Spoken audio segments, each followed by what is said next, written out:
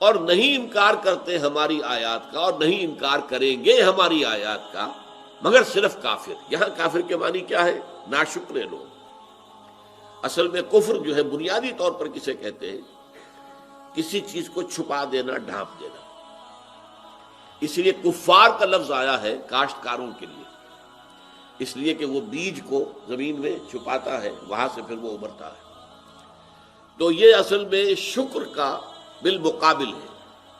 آپ کے ساتھ کسی نے کوئی نیکی کی، اگر آپ کی شخصیت جو ہے مسخ نہیں ہو گئی ہے، پرورٹڈ نیچر نہیں ہے، تو اس کے لیے خاص قسم کا جذبہ تشکر جسے ہم کہتے ہیں وہ قلب کی گہرائیوں سے ابھرتا ہے۔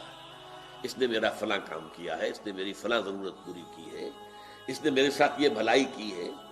یہ جذبہ قلب سے ابھر کر زبان پر آتا ہے، شکر، آپ کا شکریہ، آپ کی بڑی مہربانی، آپ نے میری یہ تکلیف رفع کی ہے۔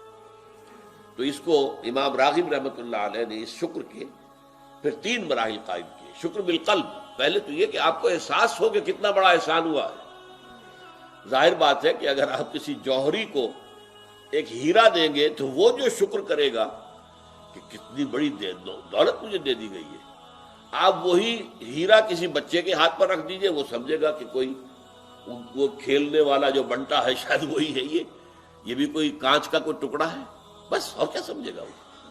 لہذا جب تک کہ نعمت کی اہمیت اور قدر و قیمت کا ادراک نہ ہو تو اس کے ہم وزن، اس کے متناسب شکر انسان ادا نہیں کر سکتا۔ تو پہلے ہے شکر بالقلب، دل میں احساس اور ادراک ہو کہ میرے ساتھ کتنی بڑی بھلائی ہوئی ہے۔ پھر ہے زبان سے شکر، اور پھر ہے شکر بالجوارح، پورے وجود سے شکر، یعنی اس نعمت کا حق ادا کرنا۔ جیسے یہ اللہ کی کتاب ہے، بہت بڑی نعمت ہے، اس کی عظمت کا احساس ہو قلب میں، پھر زبان سے شکر ادا کیا جائے۔ اللہ نے خود سکھا دیا ہمیں، سورہ کاف کی پہلی آیت، الحمدللہ الذی انزل علی عبدہ الکتاب ولم یجعل لہ عوجا۔ پھر اس کا حق ادا کیا جائے، اس پر یقین ہو، اس کو پڑھے، اس کو سمجھے، اس پر عمل کرے، اس کو دنیا تک پھیلائے۔ تو فرمایا یہ جو جن میں یہ شکر نہیں ہے، جو شخص کوئی اس کے ساتھ بھلائی کرتا ہے، شکر کے جذبے کو دبا دیتا ہے، وہ ابھرنے نہیں دیتا، زبان پہ نہیں آنے دیتا، یہ کفر ہے۔ اور شکر کے مقابلے میں کفر کا لفظ آتا، لئن شکرتم لازیدنکم، دیکھو میں نے جو تم پر احسان کیے ہیں، نعمتیں دی ہیں، اگر تم شکر کرو گے تو میں اور دوں گا، ولئن کفرتم ان عذابی لشدید، تو پھر میرا عذاب بھی بہت سخت ہے۔ تو یہاں شکر اور کفر ایک دوسرے کے مقابلے میں آئے۔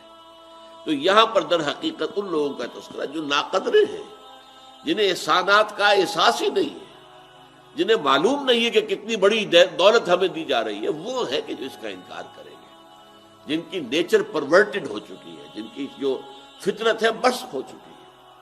یہ ہے در حقیقت وما یجحد بآیاتنا الا الکافرون۔ میں مدینے چلا، میں مدینے چلا، میں مدینے چلا، میں مدینے چلا، میں مدینے چلا، میں مدینے چلا، میں مدینے چلا، میں مدینے چلا، پھر کرم ہو گیا، میں مدینے چلا، پھر کرم ہو گیا، میں مدینے چلا۔